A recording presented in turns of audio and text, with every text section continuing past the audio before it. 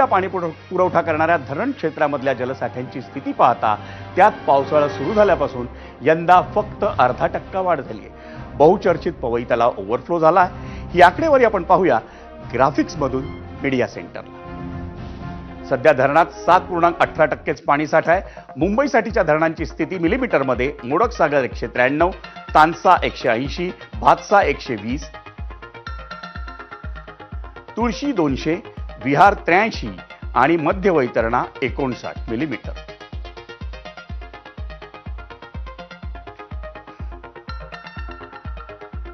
आणि कोकणासह महामुंबई पाऊस धुवून काढत असताना कोकणाबाहेरची पावसाची स्थिती फार चांगली नाही। पश्चिम महाराष्ट्रातील 5ही जिल्ह्यांमध्ये पावसाची प्रतीक्षा आहे। बहुतेक ठिकाणी पावसाअभावी पेरण्या खोळंबलेल्या आहेत। शहरी भागात पाणी कपात कायम आहे आणि याबाबत माहिती देत आहेत आमचा पुण्याचा प्रतिनिधी मंदार गोंजारी।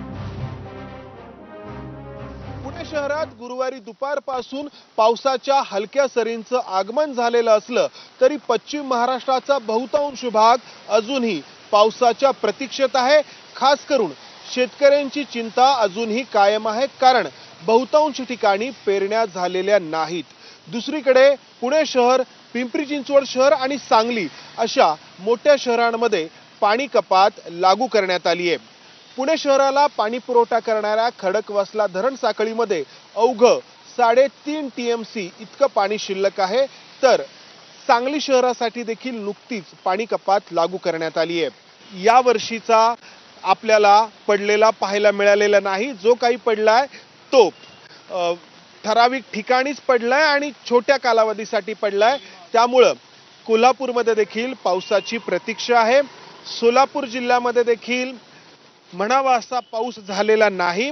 सोलापूर जिल्ह्यातील बहुतांश तालुक्यांमध्ये पेरण्या झालेल्या नाहीत।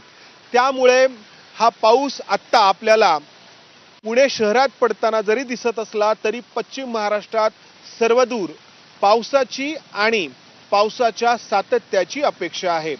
कॅमेरामन अमोल गवळेसह मंदार गोंजारी, ABP माझा, पुणे।